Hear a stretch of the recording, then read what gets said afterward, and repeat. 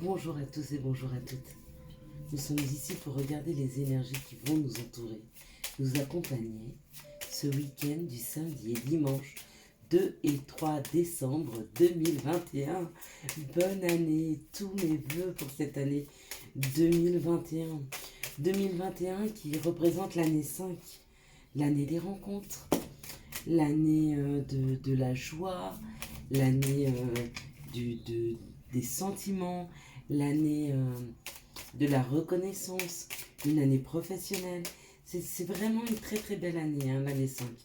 Nous étions en année 4, donc 20 et 20, 40, quarantaine, ok. L'année 4, c'était plutôt les restrictions, c'était plutôt quelque chose qui nous demandait beaucoup d'efforts. Tout ce qui a été posé en 2020 a demandé beaucoup d'efforts. Effectivement, c'est quelque chose qui est là pour durer, hein. Mais ça a été une année qui a été très difficile. Alors que l'année 5, c'est une année beaucoup plus au niveau sentimental, de rencontres, au niveau de l'amitié, au niveau de sa reconnaissance qu'on se doit à soi-même, on se guérit, on apprend. C'est une année beaucoup plus facile, hein. Ça pour ça, il n'y a pas photo. Alors quelles sont les énergies qui vont nous entourer, nous accompagner? Ce 2 et ce 3, 2, 4, 6, 3 janvier 2021. Je suis ravie de faire ces premières énergies. Hein, hop là. Alors je ne sais pas si vous vous êtes levé comme moi, mais je me suis levée super en forme. J'avais envie de m'occuper de moi.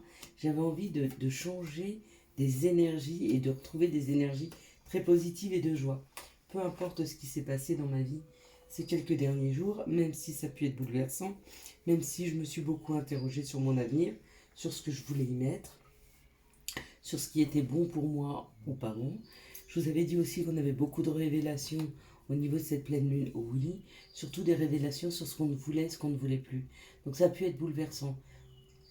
Mais 2021, avec son influx d'année 5, qui commence à nous influer sur notre joie, sur notre envie de vivre pleinement, de vivre mieux, de vivre plus sereinement, de vivre pour nous, hein, et plus pour les autres, et bien du coup ça peut nous donner un élan d'énergie, hein, d'énergie positive. Donc pour ce week-end, on me parle de quelque chose qui nous rendait un petit peu malade, où on se sentait de temps en temps un petit peu mal par rapport à des situations. Ça, c'est complètement possible. Donc, comment se sentir par rapport à des situations? On peut se sentir plutôt, on va dire, contrarié, plutôt mal à l'aise, dans une situation qui ne nous convient pas, ou alors, tout au contraire, hein, se guérir. Se guérir de situations qui faisaient mal. Peut-être reprendre son libre arbitre, hein, ses libres choix, sur ce que l'on veut, sur ce que l'on ne veut pas. D'accord? On va voir la carte qui accompagne la maladie. C'est la connaissance. Effectivement. On fait le bilan sur ce qui nous a fait mal et comment on a géré nos émotions, comment on a géré notre mal-être, comment on a géré des situations qui étaient complexes pour nous, comment on a géré des situations qui nous mettaient mal à l'aise, qui nous mettaient mal, qui nous rendaient malades. Ou peut-être qu'effectivement, ces derniers temps, vous n'êtes pas senti très bien, vous vous êtes rendu compte que peut-être vous aviez une maladie, mais à ce moment-là, vous vous documentez où il y a de l'information qui arrive, hein, sur votre maladie, sur les guérisons, hein, qu'on peut y apporter. Les connaissances qu'on commence à avoir, qu'on va chercher ou qui viennent à nous, sont peut-être des connaissances qui nous contrarient un peu parce qu'on avait un objectif, on avait une façon de voir exactement ce qu'on voulait, ce qu'on voulait pas, comment mettre les choses en place, et puis peut-être que ça se passe pas exactement comme nous souhaiterions, hein. Peut-être que sur ce qui faisait mal, on s'est renseigné, peut-être que c'est sur ce qui faisait mal ou qui a été difficile, on a eu des informations, mais cette information n'est pas à la hauteur de ce qu'on se souhaitait. Cette information est peut-être difficile à accepter, hein. Et on parle d'élévation. L'élévation, c'est l'acceptation que les choses ne se passent pas exactement comme on le souhaite. L'élévation, c'est prendre de la hauteur par rapport aux difficultés et peut-être arriver à relativiser sur des difficultés. L'élévation, c'est prendre peut-être en sagesse, hein, vis-à-vis de situations qui peuvent être un peu délicates, qui peuvent être un peu contrariantes. Et on parle que à cette élévation, face à cette prise de hauteur, hein, cette prise de recul, eh ben, il y a un courrier. Il y a un courrier qui arrive, il y a une information qui arrive, il y a une lettre, hein, un mail, un SMS, un WhatsApp, un Messenger, ou alors, c'est peut-être pas une lettre, hein, c'est peut-être quelqu'un qui vient vous parler. On parle de médecin, on parle de juge, on parle d'avocat, on parle de patron, on parle d'un chef, on parle d'une personne qui a un caractère bien affirmé, hein, une personne qui a les deux pieds bien sur terre, qui est bien ancrée, qui vient apporter un message.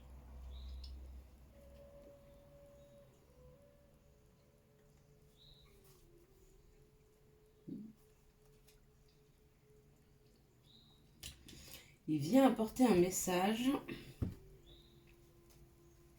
Alors, je tire quelques cartes complémentaires pour comprendre le message. On me dit de sortir d'une situation compliquée. Hein. Certains peut-être devront aller... alors, un message d'un patron, d'un chef, d'un responsable, d'un docteur,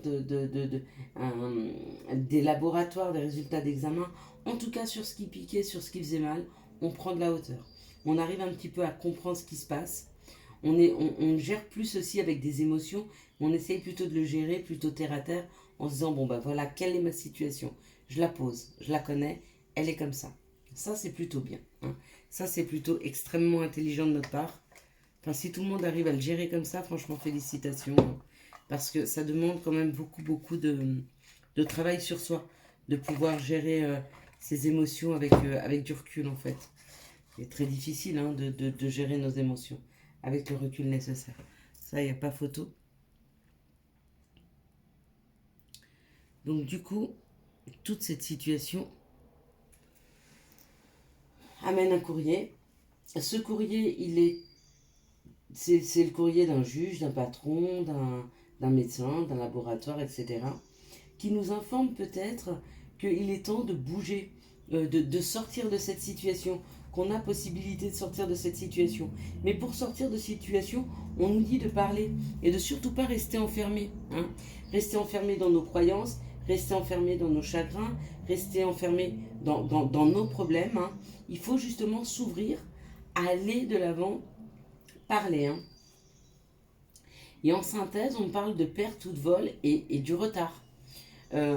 Alors, pour moi, la synthèse, elle veut dire que face aux situations qui arrivent vers nous, qui peuvent être un petit peu compliquées, ou des situations qu'on n'a pas complètement fini de régler hein, sur 2020 et qui reviennent à nous, il faut finir de les régler en 2021, on me dit qu'on a cette sensation que les choses n'ont pas avancé, qu'elles ont pris du retard. On a cette sensation qu'on nous a volé un petit peu notre temps, ou alors qu'il y a des situations qui auraient dû se débloquer et qui ne sont encore pas débloquées. Donc du coup, ça nous crée cette frustration. Le vol ou la perte, c'est pas forcément qu'on nous a volé quelque chose, ça peut l'être, hein, complètement.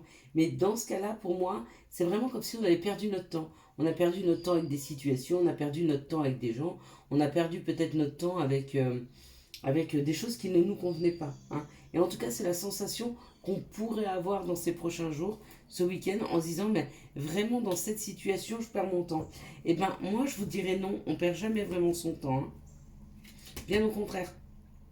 Il ne faut pas hésiter à parler de ces situations et du coup, ça nous permet, quand on en parle, hein, d'ouvrir et d'aller à la découverte, d'aller à la découverte du sentiment de l'autre, du regard d'une autre personne, d'une sensation, d'avoir un point de vue différent, d'avoir une autre perception des choses.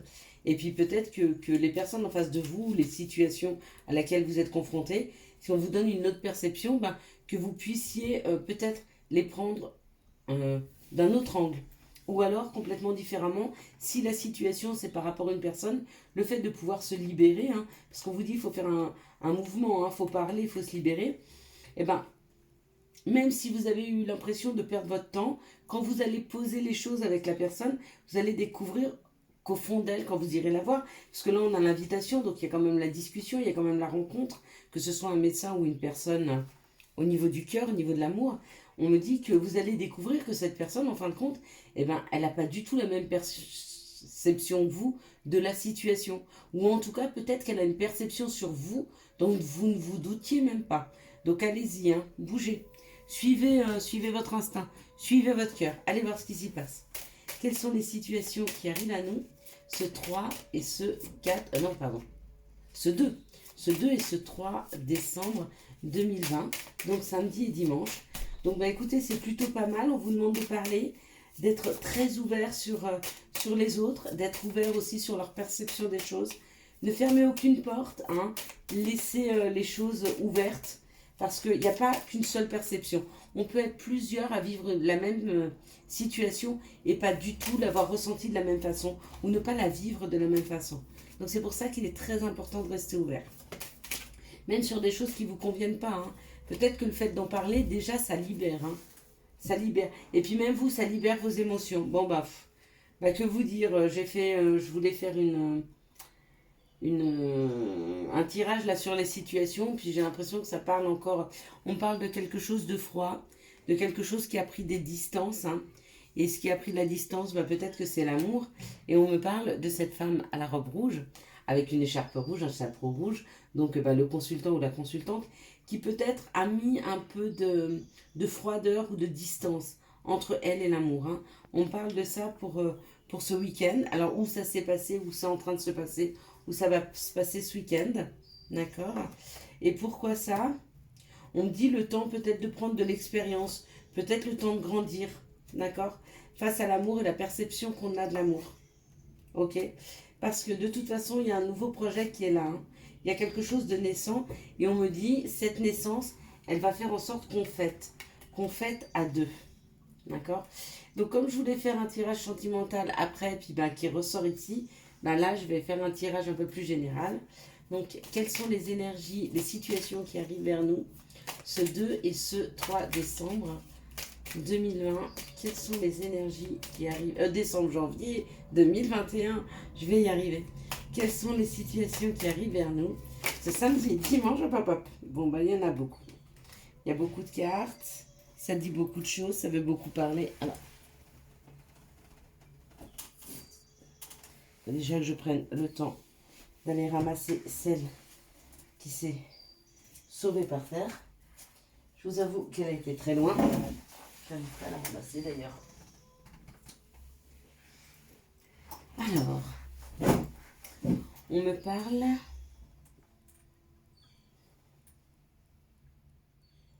de terres inconnues. On me parle d'une nouvelle terre, on me parle de terres inconnues, on me parle d'aller expérimenter quelque chose que vous ne connaissez pas, quelque chose de différent. Quand tout à l'heure je vous parlais de perceptions différentes par rapport aux gens qui vous entourent, peut-être que la perception qu'ils ont des choses, du monde ou de la vie, vous permet justement à vous de vous ouvrir sur quelque chose de différent, sur quelque chose que vous ne connaissiez pas. On nous parle donc d'une perception différente, de nouvelles terres. On me parle d'un nouveau départ. Donc peut-être que la discussion que vous allez poser, hein, ou alors les portes que vous allez fermer, bah, vous permettent un nouveau départ. Parce qu'il y a un nouveau départ, hein, sur une terre inconnue, sur quelque chose qu'on n'a pas l'habitude de faire. Donc ça, c'est plutôt extrêmement positif. On parle d'indépendance. Donc ça me parle aussi, pas seulement de faire ce projet seul, mais ça me parle plutôt d'avoir une perception de choses qui ont avancé. L'indépendance, ça veut aussi dire couper avec des dépendances. Donc partir sur un nouveau départ, ça ne veut pas dire forcément seul, hein. Et parce que là, vous voyez, on parle de foyer. Donc c'est pouvoir gérer quelque chose, d'accord? Ça ne veut pas dire le faire seul, parce qu'un foyer, généralement, on l'a rarement toute seule. Donc généralement, il se compose de 2, 3 personnes, hein, voire plus, bien sûr.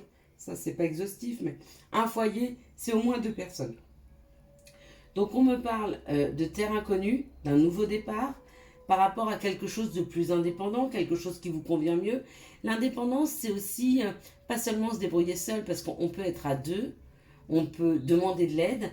L'indépendance, c'est aussi faire ce que son soi intérieur, ce que votre mon moi intérieur me demande de faire, hein. Donc ça peut être ça aussi, l'indépendance. C'est aller chercher ce que l'on se souhaite. Et on me parle d'un foyer. Et bien, vous voyez, regardez. Et on me dit, On me parle du foyer, on me dit « je t'aime » et une déclaration d'amour. Donc peut-être que pour ce week-end, vous aurez la chance d'avoir une belle déclaration d'amour. Et franchement, je vous l'espère, hein, de tout mon cœur. On parle de s'affirmer, aider, s'engager, avoir confiance en soi, participer, la force, créer. Hein. Et puis n'oubliez pas la bienveillance. Donc ça tourne à peu près encore sur l'amour, ou alors c'est un travail indépendant. C'est un travail indépendant, mais avec une équipe. Hein. Vous pouvez être votre propre patron, mais travailler en équipe. Quand on parle d'un foyer indépendant, c'est peut-être mettre en place un couple, un foyer qui arrive à se débrouiller tout seul et qui n'a pas forcément besoin de l'aide des autres. Attention, ça ne veut pas dire ne pas avoir de contact avec les autres. Ça veut juste dire que, enfin, le contact, c'est la communication, on échange, on n'a pas besoin les uns des autres. Mais on a envie d'être ensemble. Hein. Et bien, ça me parle aussi de ça, l'indépendance. Ne plus avoir besoin des autres, mais juste avoir envie d'être avec eux. Voilà, j'espère que vous avez eu les messages nécessaires pour passer un excellent week-end, que par rapport aux énergies, ben, je trouve plutôt pas mal. Vous me direz, moi je pense qu'il sera bon. Hein. J'espère être dans un de ces schémas-là, ce qui sera juste parfait. En tout cas, je vais le laisser porter par les énergies, par les situations. Je vous laisse en faire de même. Je vous souhaite un très bon premier week-end 2021. N'oubliez pas de vous mettre en joie, n'oubliez pas de vous purifier, n'oubliez pas d'être bienveillant avec les autres, n'oubliez pas de donner et d'apprendre à recevoir. Si vous avez aimé cette vidéo, je vous laisse la liker, la commenter, la partager. Ciao, à dimanche soir, bye bye.